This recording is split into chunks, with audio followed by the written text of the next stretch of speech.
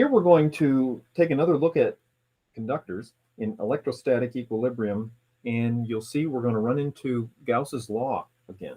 This figure shows a blow-up view of a very tiny portion of an isolated conductor in electrostatic equilibrium.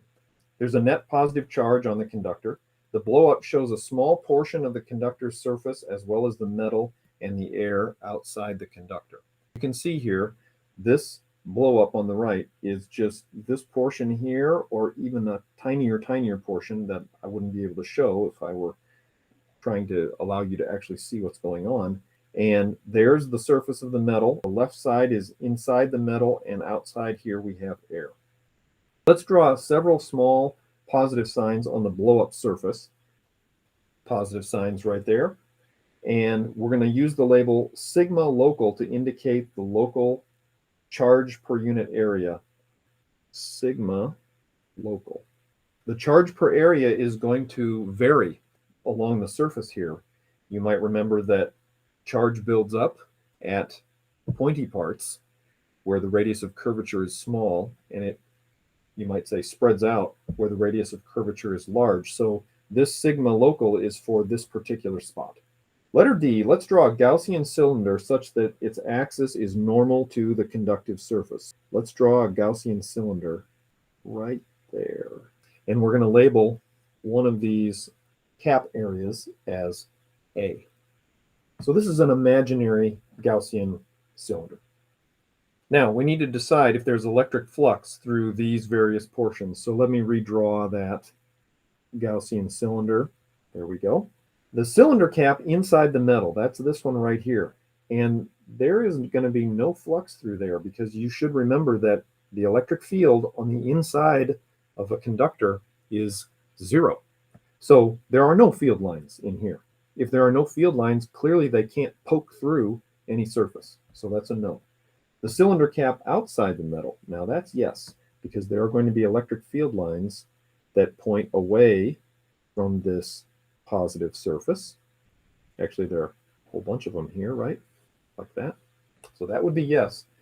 And then the cylinder walls, no's for both of those. That's because inside here, there are no field lines. That's why this one is no. And the last one is no, because these field lines merely scrape the surface of the cylinder. They don't poke through it. So the only part of this Gaussian cylinder that has flux going through it is this end cap, which has an area of A. So I'm going to redraw a little bit of this one more time. That surface right there has an area of A. We have uniformly distributed charge here in that small region, and that is the charge per area localized to that region.